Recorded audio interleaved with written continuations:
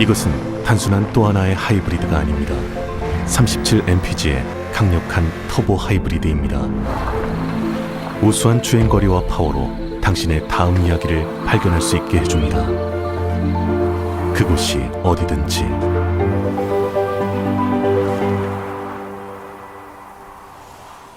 올류 소렌토 터보 하이브리드, 세계 최초의 스토리텔링 머신.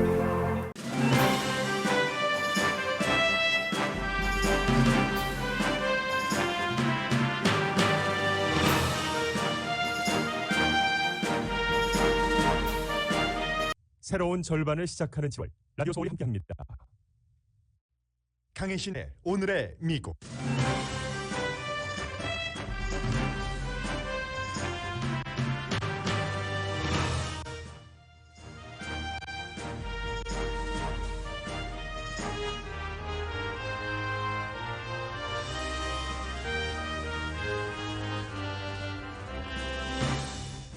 전국 의료협회 등 50군데가 넘는 의료그룹에서 의료진의 백신 접종을 의무화해야 한다는 공동 성명을 발표했습니다. 뉴욕시장은 오늘 아침 경찰과 교사 등을 포함한 공무원은 모두 백신 접종을 받거나 아니면 일주일에 한 번씩 테스트를 받아야 한다고 밝혔습니다. 루이지아나주의 연방 하원 의원이 바이러스에 2번 걸렸습니다. 트럼프 전 대통령 측근인 그는 코로나 바이러스는 중국의 공격이라면서 무시하라고 주장해왔습니다. 델타 변이 바이러스가 올가을 심각한 사태를 일으킨다면 바이든 대통령의 정책도 모두 묻혀버리고 민주당은 내년 중간 선거에서 의석을 잃을 가능성도 높아집니다. 미국이 올바른 방향으로 가고 있는지에 대한 미국인들의 낙관적인 생각이 5월 달 이후 20%나 줄어들었습니다. 재융자를 하는 사람이 늘어납니다. 미국 음료수 회사들은 쓰레기를 줄이는 순환 경제를 공동으로 이끌어가기로 합의했습니다. 미국 대표 선수가 도쿄올림픽 여자 태권도 부문에서 처음으로 금메달을 받았습니다.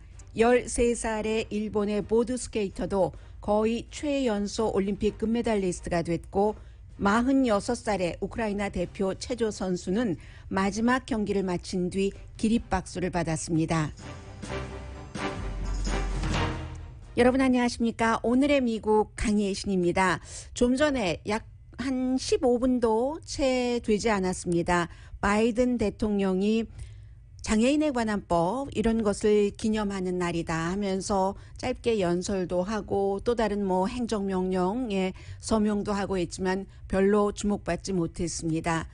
미리 이제는 변이 바이러스, 델타 바이러스가 나에게 얼마나 위험한가 하는 것을 느끼신 분들도 계시고 이분들보다는 조금 늦게지만 여러분들도 모두 느끼게 되실 일입니다. 변이 바이러스에 대해서 많은 사람들이 집중하고 있는 데는 이유가 있고 바이든 대통령이 어떠한 그 새로운 발표를 하던 귀에 잘 들어오지 않을 정도입니다. 이미 미국에서 하루의 감염자가 5만 명 정도가 되고 85% 정도는 델타 바이러스고 플로리다주가 새로운 테스트의 4분의 1, 25%를 차지하고 있습니다. 이런 것을 보면 잘 알 수 있죠. 플로리다주는 공화당이 이제 그 전국 행동위원회, CPAC 같은 모임에서도 지난해도 올해도 마스크도 쓰지 않고 거리두기도 하지 않고 다녀와서 사람들이 하는 얘기는 워싱턴과 플로리다는 너무 다르다. 워싱턴은 마스크를 쓰고 왜 그렇게 쓰는지 모르겠다 하고 얘기를 했었고 그러한 행동들이 그대로 지난해 CPAC, 올해 CPAC 이런 모임에서 연결이 되면서 플로리다주가 백신 접종률도 그다지 높지 않고 전체 확진자의 4분의 1을 차지하는 겁니다. 미국에서 델타가 얼만큼 왔는지 사실 아무도 모릅니다. 델타만이 알 수 있을지 델타도 모를지도 모릅니다. 그렇기 때문에 먼저 델타 바이러스가 시작이 된 영국이라든가 인도를 많이 쳐다보고 있는데 미국은 전반적인 백신 접종률이 인도는 아니지만 영국에 비해서 굉장히 낮은 편이고요. 파우치 박사가 어제 경고를 했죠. 백신 접종이 지금 더 늘어나지 않는 것, 이런 것은 잘못된 방향이다. 최악의 경우에 미국에서 올가을에 하루에 확진자가 25만 명, 사망자는 4천 명이 될 가능성을 보고 있는 전문가들도 있습니다. 그렇게 될 경우는 모든 것이 또다시 스탑될 가능성도 있고, 그렇기 때문에 지금 영국에서는 델타 바이러스가 확산세가 막 올라가다가 어느 순간 이제 그 주춤하면서 내려갈 수도 있다. 그것을 기대를 하고 있거든요. 그렇기 때문에 먼저 시작된 그곳을 보고 있는 곳이고, 14개 주에서 지금 특히 백신 접종을 하지 않기 때문에 올 가을에 적어도 한 번 정도는 70% 목표를 이루기 위해서는 아이다호, 몬타나, 노스다코타 같은 데를 지금 집중적으로 공략을 정부에서는 하고 있습니다.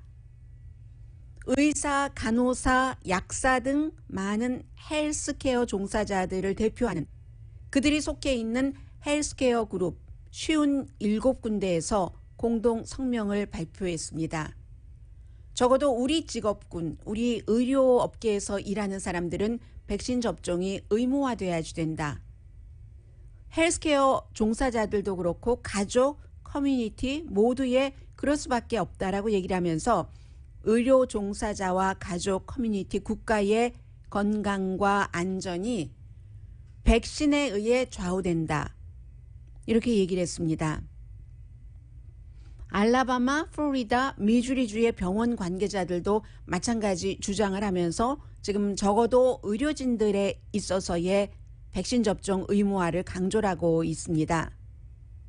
미국의 널싱홈에서 일하고 있는 의료진 가운데서도 백신 접종을 완전히 받은 사람은 평균 60%밖에 안 됩니다. 예를 들어서 뭐 시병원, 카운티 병원 이런 병원은 조금 더 규제가 까다롭고 그렇기 때문에, 그런데 널싱홈은 기본적인 이런 그 시스템적인 헬스케어 병원보다는 좀 규제가 약하기 때문에 60%밖에 안 되면 레드 스테이트의 널싱홈 종사자들은 훨씬 이것보다 아래라는 거죠. 백신 접종률이. 미국 전체적으로 백신 접종률은 질병통제국에서는 지금 49.1%로 보고, 그 밖에 이제 많은 뭐 워싱턴 포스트라든가 뭐 존스 홉킨스, 그 밖에 매체들이 로이터 따로 계산을 하는데 그것은 이제 50% 넘는 것으로 나오고요. 영국에서의 그 데이터는 미국 아직 50% 안 되는 것으로 나옵니다. 미국인의 66%는 다른 직업군이라면 몰라도 헬스케어 종사자는 백신 접종을 받아야 된다 하는 것을 지지합니다. 물론 그 헬스케어 종사자가 아닌 뭐 교사라든가 그 밖에 다른 직장인에 대해서는 꼭 백신 접종을 의무화할 것인가, 여기에 대해서는 의견이 엇갈리긴 합니다. 프랑스에서는 헬스케어 워커 백신 접종 의무화 법안이 통과됐고 9월 30일부터는 12살 이상은 의무적으로 일반인들도 백신 접종을 받아야 됩니다. 9월 15일부터 프랑스에서는 전국적으로요. 지금 미국에서는 성명서가 나오는 수준이고 미국도 아마 이 같은 강제성을 발동할지도 모르겠습니다. 프랑스에서는 9월 15일부터 의료 분야에서 일하는 사람이 백신 접종을 받지 않았으면 정직당합니다. 프랑스도 뭐 지금까지 미국과 인구를 비교하면 작잖아요. 그런데 11만 명 사망했고 하루에 2만 개 케이스. 이달 초에 몇천 명이었거든요. 미국은 뭐 이보다 많지만 하루 뭐 거의 5만 명 되지만, 그런데도 이렇게 헬스케어 워커에게 백신 접종을 의무화하는 법에 반대라면서 2주일 전 시위 때보다 훨씬 많은 16만 명이 나와서 시위를 했습니다. 물론 이 시위대의 뒤에서는 많은 극우 정치인들이 여기에 반대한다는 데에 동조를 하거나 아니면 리드를 하는 것이었습니다. 그러자 이마누엘 마크롱 프랑스 대통령이 자유 얘기를 하는데 내 몸을 내가 자유롭게 하지 왜 백신 접종을 강요를 해? 라고 얘기를 하는데, 내일 당신의 어머니, 아버지 또는 당신이 바이러스에 감염돼도 그런 얘기를 할 수 있겠는가? 그러고서 무슨 자유? 이게 이제 프랑스의 임마누엘 마크롱 대통령의 얘기입니다. 뭐 시위대는 아주 질서정연하게 의사표시를 하고 했지만 아무리 시위대가 그 정도의 그 질서정연함을 보여준다 하더라도 바이러스를 물리치지는 못합니다. 백신만이 바이러스를 이길 수 있습니다. 이게 이제 임마누엘 마크롱의 대통령이고요. 뭐 여러 가지 이유가 있죠. 뭐 유럽에서나 미국에서나 백신에 대한 아주 근본적인 회의감. 뭐 트럼프 전 대통령도 그랬잖아요. 자폐증 이런 것과 관련해서 본인의 이 간접적인 경험도 조금 포함됐고 어린이들 뭐 자폐증이 일어날 수 있다는 뭐 이런 형태의 여기에 대해서는 의견이 엇갈리고 있긴 합니다. 그 밖에도 뭐 정부가 소수인종에게 나쁘게 한다느니 정부가 마이크로칩을 심는다느니 그런데 이제 이 같은 백신에 대한 회의감이 미국에서 가장 높다는 거죠. 캐나다 같은 경우는 백신을 제조하지 않는 국가지만 처음부터 시작은 늦었지만 계속 백신 접종률이 올라가고 있거든요. 미국의 전체적인 백신 접종률 질병통제국이 49.1%로 보는데 캐나다가 미국보다 많습니다. 52몇 %고 계속 캐나다는 늘어나는 추세거든요. 미국은 완전히 지금 막혀 있는 상태이고요. 그러니까 결국은 코로나 바이러스는 로컬리 잘 하면은 로컬에서는 적어도 좋은 이런 특수성이 있기 때문에 오늘 아침에 빌 드 블라지오 뉴욕시장이 뉴욕시의 모든 공무원들은 백신을 맞거나 아니면 일주일에 한 번씩 테스트를 해서 음성이라는 것을 증명해야지 된다. 9월 13일부터 이제 완전하게 뭐 백신 추가 백신 같은 것도 확보해 놓고 하기 위함이겠죠. 9월 13일부터 시행된다고 하는데 하루 확진자가 800명, 6월 달보다 3배 늘어났습니다. 로스앤젤레스는 이것보다 훨씬 많고요. 인구도 많으니까. 뉴욕시는 이미 지난주에 헬스케어 종사자는 백신 접종 의무화를 발표를 했고 이번에는 그럼 34만 명 정도 되는데요. 교사도 포함되고 여기에 경찰도 포함됩니다. 놀라지 마십시오. 뉴욕 경찰의 백신 접종률은 43%밖에 안 됩니다. 리버럴한 도시 뉴욕이지만 또 특수 집단, 이 경찰이라는 특수 집단의 백신 접종률은 이렇게 전국 평균보다도 훨씬 낮죠. 뉴욕의 경우는 뭐 인구 한 700만 명 된다고 할 때 500만 명 정도가 백신 접종 받았습니다. 그리고는 이제 루이지아나의 연방 하원 의원의 두 번째 감염과 그의 이제 백신에 대한 입장, 태도, 말 같은 것도 굉장히 주목이 되는데요. 잘 알려진 의원은 아닙니다. 그러나 트럼프 전 대통령과 굉장히 가깝게 지냈고 특히 트럼프 전 대통령의 경제 정책을 굉장히 지지했었던 연방 하원 의원 클래그 해긴스입니다. 삼지군가 그래요. 혹시 루이지아나주에서 이 방송을 듣고 계신 분들이 계시다면요. 혼자만 감염된 게 아니라 부부가 같이 와이프도 감염됐고 아들도 감염됐습니다. 이 코로나 바이러스의 특징이 남편과 아내가 가장 가까이 지내기 때문에 이 부부 사이에서 옮겨가는 이런 비율이 상당히 높죠.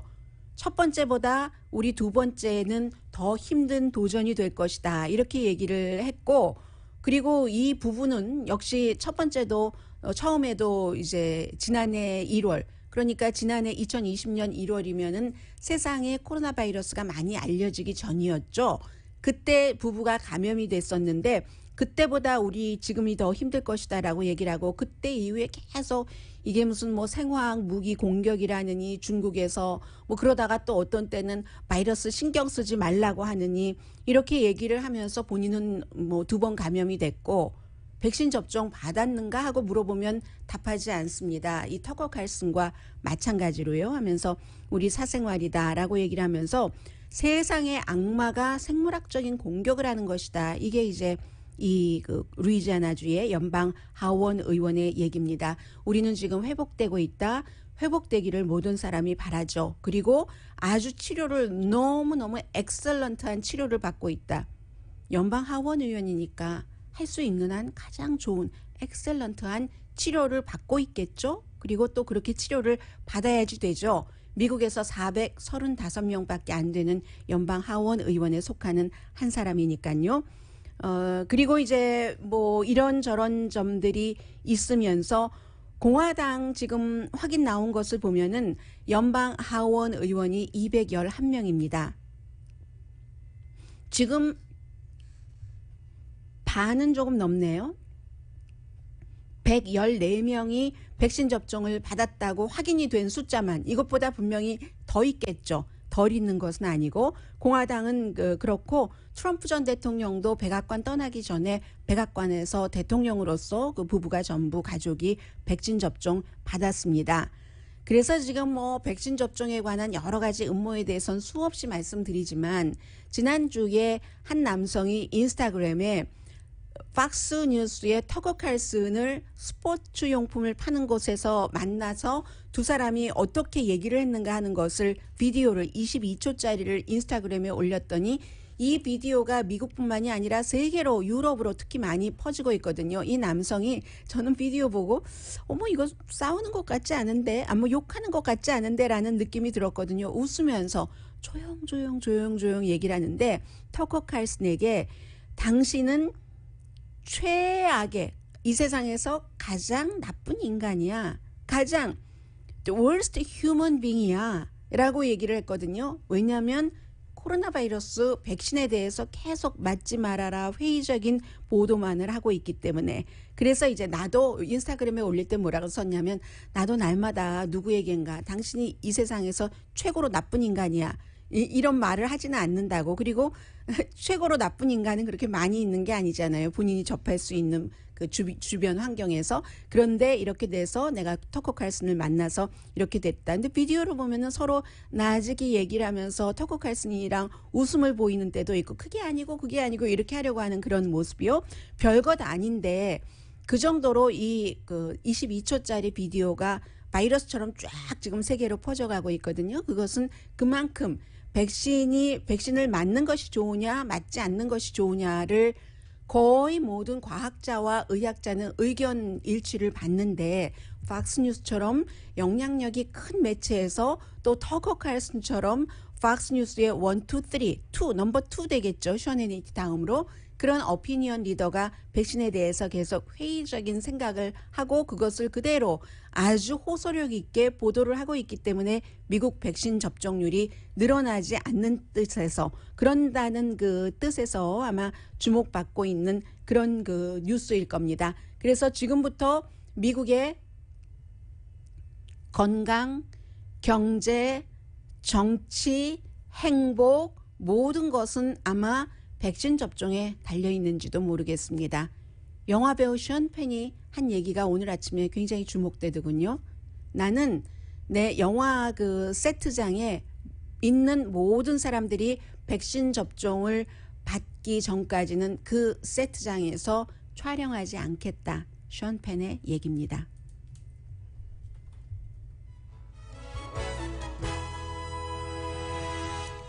오늘의 미국은 전문가가 추천하는 이민법, 가정법 전문 제인정 종합법률 사무소, 미주류 언론과 유명 인사들을 감동시킨 미주 판매 1위 카후나 마사지 체어, 한인 기업의 자랑 카후나 마사지 체어, 코지다운 갤럭시 거위털 이불은 잠이 솔솔 오게 하는 기능성 거위털 이불, 거위털 이불 전문회사 코지다운, 친절하고 자세한 상담으로 절개를 최소화하는 복강경 수술 전문 장지아 외과, 우리 가족 면역 충전 프로젝트는 한국 홈쇼핑에서 챙기세요. 한국 홈쇼핑 공동펀입니다. 잠시 뒤에 미국의 많은 분야에 영향을 미칠 수밖에 없는 여러 가지 일들, 미국인들의 생각 전해드립니다.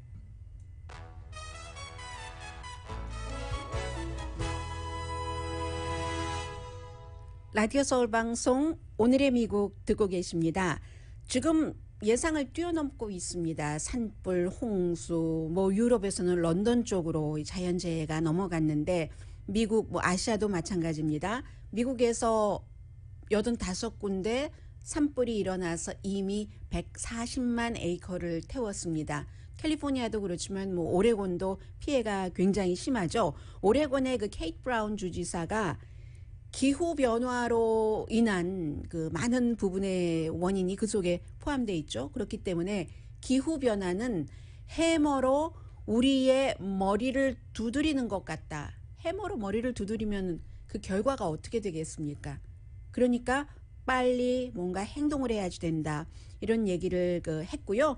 그리고 뭐 산불에 코로나 바이러스에 정말 이 코로나 바이러스에 대해서는 바이든 행정부에서 또다시 이렇게 퍼질 수 있다는 정도를 예상을 했고 또 그 대비를 하고 있지만 이게 미국은 아직 그 피크가 아니거든요. 영국 같은 경우는 한창 피크였을 때 오픈을 했고 그리고 이제 조금 있으면 지금 하루 사망자가 한 100명 정도 되는데 55명 정도 되지 않을까 그 정도를 예상하고 있는데 미국은 아직 피크가 아닙니다. 피크로 올라가야 그 다음에 내려오는 길이 있잖아요. 그래서 이제 여러 모델로 전문가들이 이럴까 저럴까 예상을 하고 있는데 어쨌든 지금보다 이미 그 확진자는 한 달 전에 비해서 3배 늘어났고 지금보다 한 3개월 뒤가 되면은 사망자도 3배 이상 하루 사망자가 늘어나게 되고 확진자는 최악의 경우에 25만 명까지 된다는 거죠. 이런 것들을 주식시장이 이미 반영을 한 겁니다. 지난주에 충분히 주식시장은 반영을 했고 세계의 병실의 병동이 지금 침대가 모자랍니다. 미국도 보고 있죠.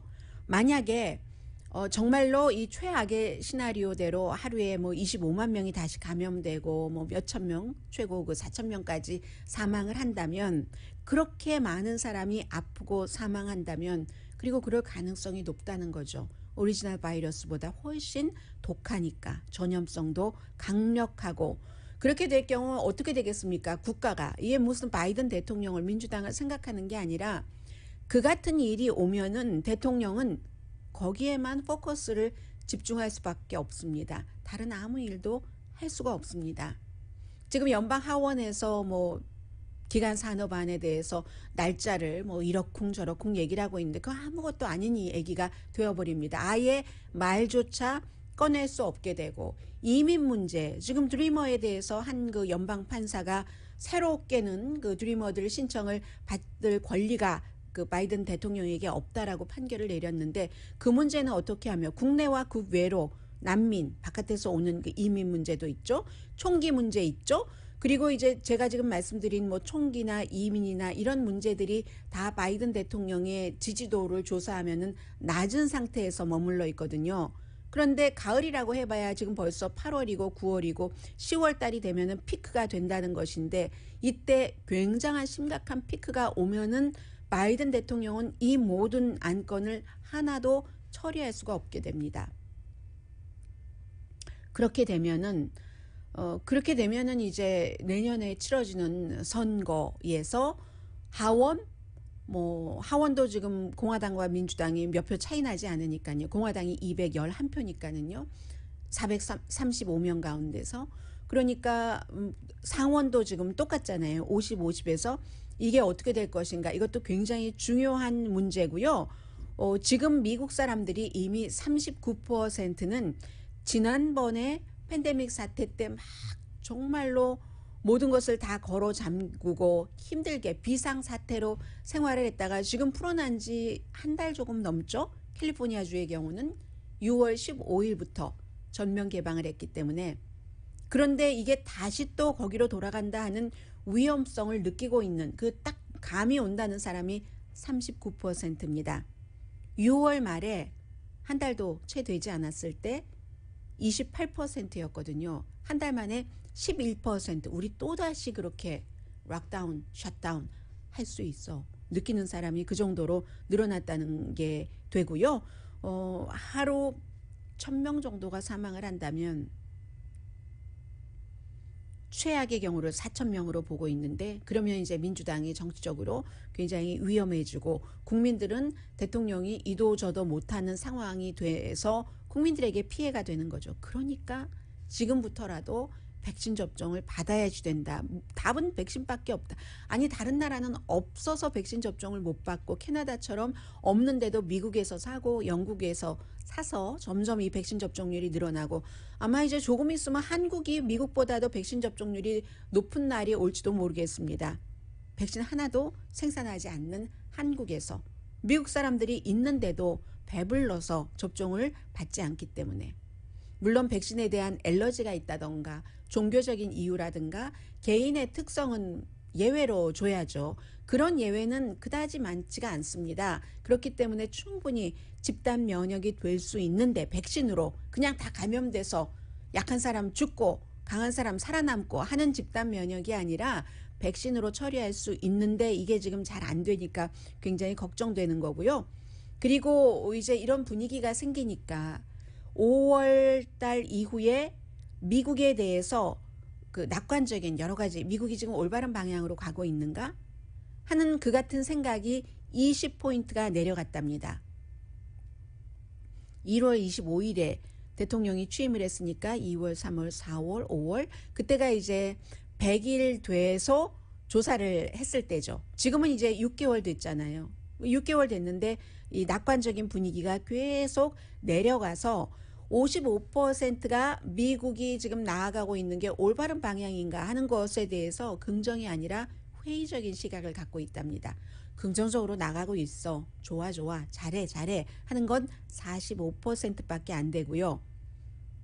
회의적인 시각이 55%인데 5월 2일, 5월 초 100일을 맞아서 조사했을 때는 회의적인 게 36%였거든요. 그러면 지금 5월 초와 지금 7월 말을 비교를 할 때 28%나 올바른 방향으로 가고 있어 라고 생각했던 사람이 28% 줄어들었다는 계산이잖아요. 아무튼 지금 그렇게 되고 있고요. 민주공화, 무당파 모두 낙관적인 것이 줄어들었습니다. 민주공화, 무당파가 더 많이 괜찮을 것 같아 이 정도면 이런 생각이 더 많이 줄어들었다는 거고요. 그럼에도 불구하고 민주당은 71%가 앞으로 1년에 대해서 굉장히 좀 그 낙관적인 시각을 갖고 있고 바이든 대통령의 팬데믹 이것을 어떻게 핸들하는가 하는 것은 93%가 지지하고 있습니다. 그리고 나머지 앞서 말씀드린 이민, 범죄, 총기 규제 이런 것은 40% 지지율밖에 나오지 않고요. 공약 지키기에 대해서는 공약을 했던 것을 지금 6개월 지났는데 잘 지키고 있는가 52%가 excellent 하거나 good이라고 답했고 47%는 좋지 않거나 나쁘다라고 답변을 했습니다. 앞으로 그 바이든 대통령의 거의 모든 것은 몇 개월 안에는 올해가 가기 전까지는 팬데믹이 좌우할 것으로 보입니다. 잠시 뒤에 경제 관련 뉴스 전합니다.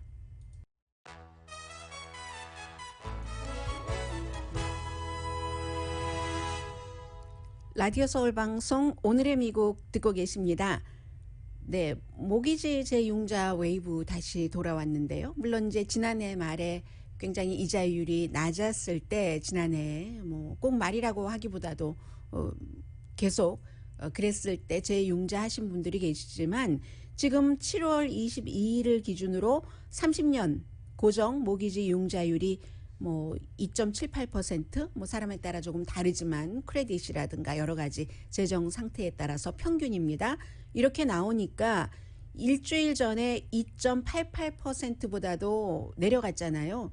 2월 11일 이후에 최저거든요. 다시 이제 모기지 재융자를 지난번에 하려고 했다가 여러 가지 문제로 준비가 부족했거나 하지 못하신 분들은 지금이 기회일 것 같으니까 한번 찾아보시고요. 지난번에 하셨던 분들은 또 하실 필요는 없을 것 같아요. 별로 크게 차이가 나지 않으니까 그때 하신 분들은 지금 하셔도 별 인센티브는 없을 겁니다. 그렇지만 모기지 그 재융자 비용을 0.5%를 그 팬데믹 기간 중에는 안 내기로 했고 8월 1일부터 효력이 발생을 하니까 그러니까 이제 이번에 재융자 하시는 분들은 이중으로 크게 이제 좀 혜택을 보실 것 같고요. 한번 챙겨보세요. 우리가 이제 그 환원 경제 시스템 이렇게 많이 얘기를 하잖아요. 미국 말로 하자면 그 circular economy라고 해서 환원한다고 하니까 뭔가 재생에너지를 그 환원한다는 건데 미국이 재생에너지 재활용이 한국보다 너무너무 많이 떨어져 있습니다. 예를 들어서 우리가 마시는 뭐 코카콜라, 펩시콜라 왜 상표 이름 다 여러분들께 말씀드리냐면 이 두 회사가 이제 합작을 해서 뭔가를 한다는 얘기인데 플라스틱 이들 회사에서 나오는 플라스틱 9%밖에 재활용이 안 됩니다. 이렇게 해서는 큰일 나겠다 해서 지금 뭐 주말에 뭐 여러 정책 이반자, 환경 조직에서 일하는 사람들 또 뭐 사업주들이 동의를 했는데 이런 순환 경제의 이때의 기본은 플라스틱 줄이기입니다. 리사이클을 처음에 이제 만들 때부터 병 그 아랫부분뿐만이 아니라 그 뚜껑까지 전부 리사이클 할 수 있는 것으로 재료부터 다 그렇게 만든다는 거예요. 전국 단위, 주 단위, 또 로컬 단위로 그렇게 하는데 미국은 지금 리사이클링 시스템이 망가졌다는 것을 인정을 하면서 리사이클링 자체가 뭐 완전한 순환 경제를 가져오는 건 아니지만 이 리사이클링 하는 것부터 고치지 않으면 이제 그러한 형태의 뭔가를 이제 다시 활용하고 하는 순환 경제, 그 서큘러 이코노미가 절대로 이루어질 수 없다는 얘기입니다. 그런데 이제 문제가 있기도 있죠. 항상 과거의 플라스틱을 버리기 위해서 새로운 뭐 플라스틱을 써야지 된다던가 이런 것들이 처음에 다 고쳐지지 않으니까 처음에 이제 또 비용도 많이 들고 거쳐가면서 또 수정을 해가면서 어느 정도에 이르면 웬만큼 만족할 만한 수준에 가는 거겠죠. 해서 이제 모든 병은 새 병으로 만든다. 모든 병이 지금 바다에 던져져서 뭐 물고기가 먹고 사람에게 다시 돌아오고 하는 그런 일들을 막기 위해서 모든 병은 새로운 병으로 한다 하고 미국 사람들은요 이런 그 효율적인 리사이클링 프로그램 같은 것을 뭐 회사들이나 서로 협업하고 하는 것을 68% 지지합니다. 그리고 오늘 이제 그 바이든 대통령이 앞서 그 장애인법 이런 것에 대해서 말한 것에 코로나 바이러스와 연관이 되어 있기 때문에 말을 했는데 제가 여러분들께 미처 전해드리지 못했거든요. 코로나 바이러스를 겪으신 분들은 다 말씀하십니다. 완쾌가 된 것 같은데 완쾌된 것 같지 않다는 말씀이죠. 뭐 현기증이 있다던가 뭐 좀 울렁증이 있다든가 여러 가지 코로나 바이러스를 겪을 때 겪었던 그 증상이 완치가 됐다고 생각하는데도 계속 그 나온다는 얘기예요.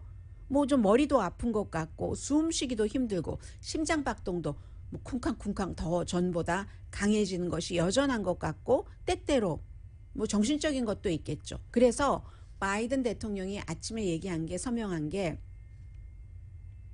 장기적인 코로나 바이러스로 인한 신체적인 정신적인 어떤 그 피해, 정신적인 신체적인 균열 이런 것들도 장애인 보호법에 따라서 어떤 그 처우를 받을 수 있다 하는 그런 내용의 서명을 한 것이거든요. 그래서 전체적으로 코로나 바이러스 코비드 19 환자의 23%니까 거의 4명 가운데 1명이에요.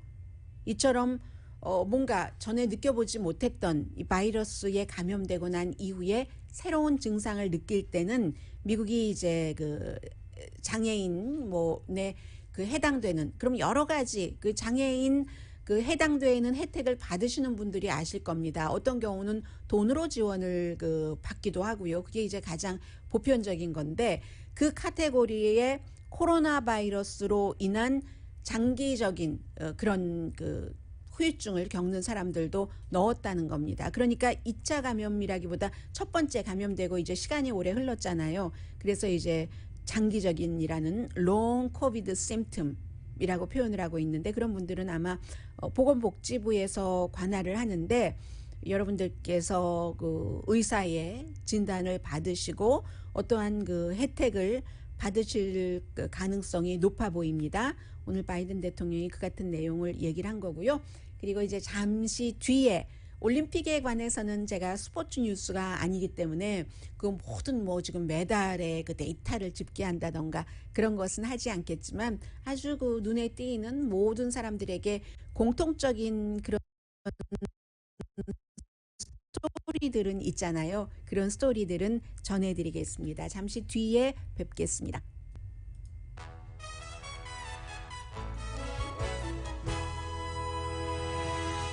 라디오 서울 방송 오늘의 미국 듣고 계십니다.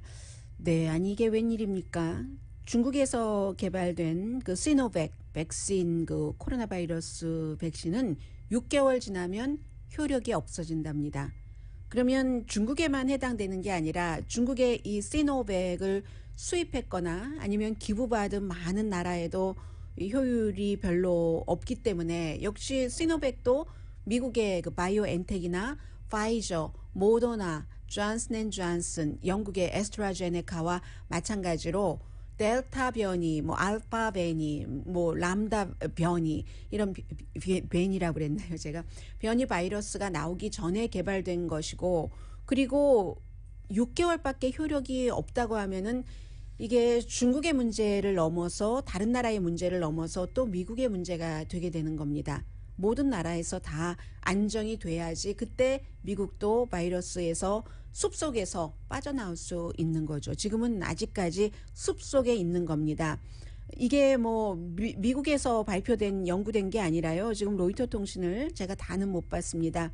광고 나가는 동안에 조금 봤더니 중국의 의료진이 조사를 했었을 때 그런 결과가 나왔다는 거거든요. 그게 이제 로이터 통신의 보도고요. 중국의 연구진들이 쭉 해봤더니 그렇게 된다는 겁니다. 2번 맞은 사람들을 대상으로 했을 때 그렇다는 거고요. 그리고 그 밖에 지금 유럽에서는 식당이나 바에 들어갈 때도 EU 국가들, 점점 더 많은 그 유럽연합 소속 국가들이 규제를 하는 거죠. 백신 접종을 받아야지 사람들이 있는 곳에 갈 수 있다. 이런 것이고 역시 반발도 있지만 뭐 이런 부분에 대해서는 정부의 책임자가 그 알아서 할 수밖에 없는 일이죠. 최종적으로 너무 심각해진다 하면은 반발을 감안하면서도 하는 얘기고요. 그 상황에서도 지금 도쿄 올림픽은 진행되고 있는데 한국 하면은 뭐 양궁 다 짐작하시고 또 이제 결과도 알고 계실 텐데요. 뭐 3개 메달 받았고 미국 남자 농구팀은 이제 프랑스에 졌어요.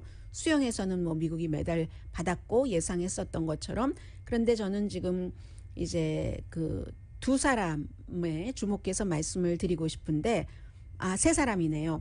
먼저 18살의 아나스타샤 졸로티 미국 선수예요. 아나스타샤 졸로틱이라는 18살 미국 선수가 미국 여자 태권도 선수로는 처음 금메달을 받은 거죠.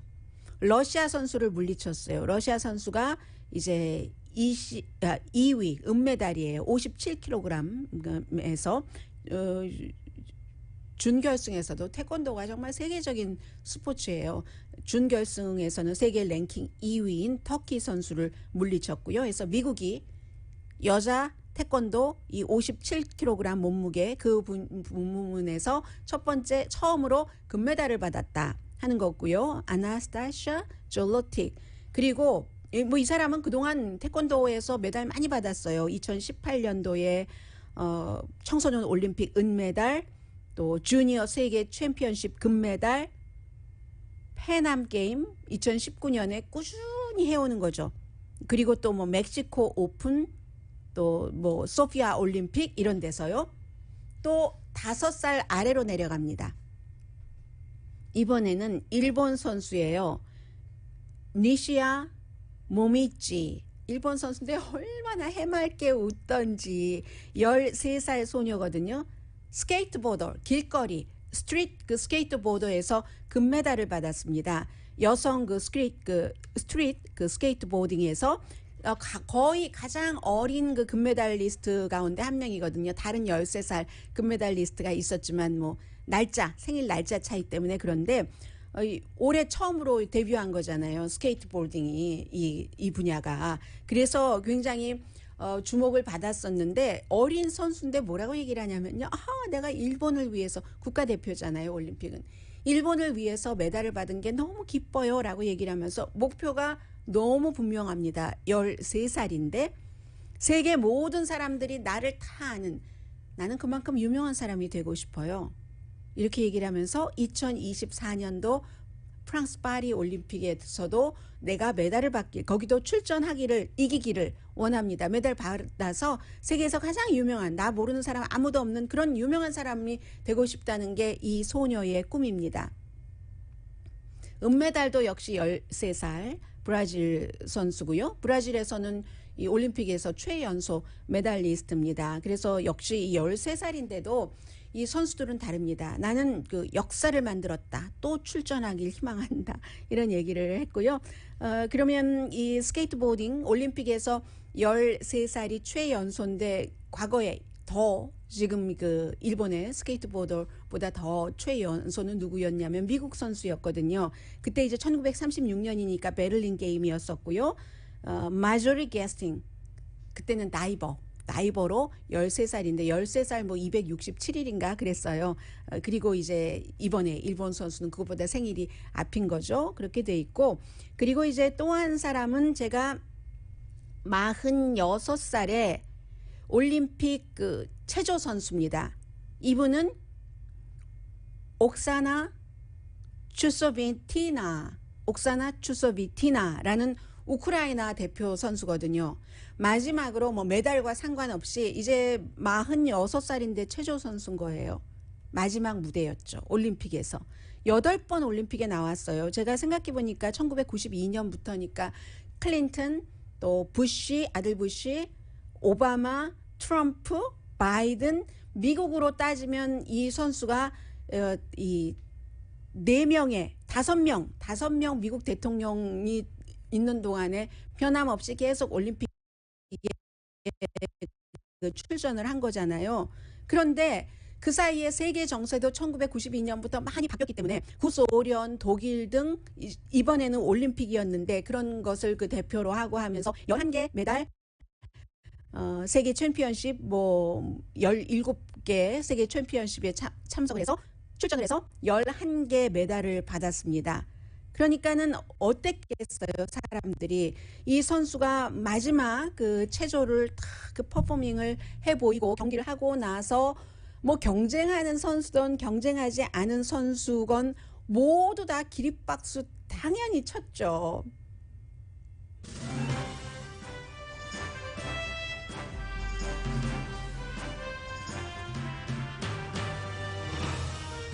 오늘의 미국은 전문가가 추천하는 이민법, 가정법 전문 재인정 종합법률사무소, 미주류 언론과 유명 인사들을 감동시킨 미주 판매 1위 카후나 마사지 체어, 한인 기업의 자랑 카후나 마사지 체어, 코지다운 갤럭시 거위털 이불은 잠이 솔솔 오게 하는 기능성 거위털 이불, 거위털 이불 전문회사 코지다운, 친절하고 자세한 상담으로 절개를 최소화하는 복강경 수술 전문 장지아 외과, 우리 가족 면역 충전 프로젝트는 한국 홈쇼핑에서 챙기세요. 한국 홈쇼핑 공동펀이었습니다. 10시에 좋은 아침, 좋은 하루 방송됩니다.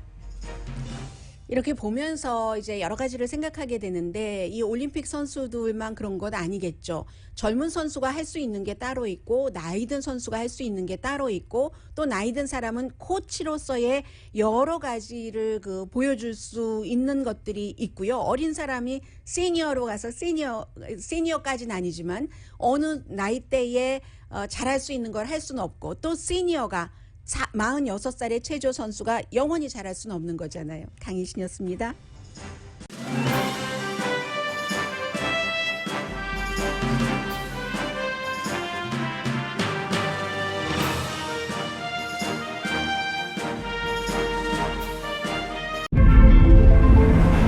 이것은 단순한 또 하나의 하이브리드가 아닙니다. 37mpg의 강력한 터보 하이브리드입니다. 우수한 주행거리와 파워로 당신의 다음 이야기를 발견할 수 있게 해줍니다. 그곳이 어디든지.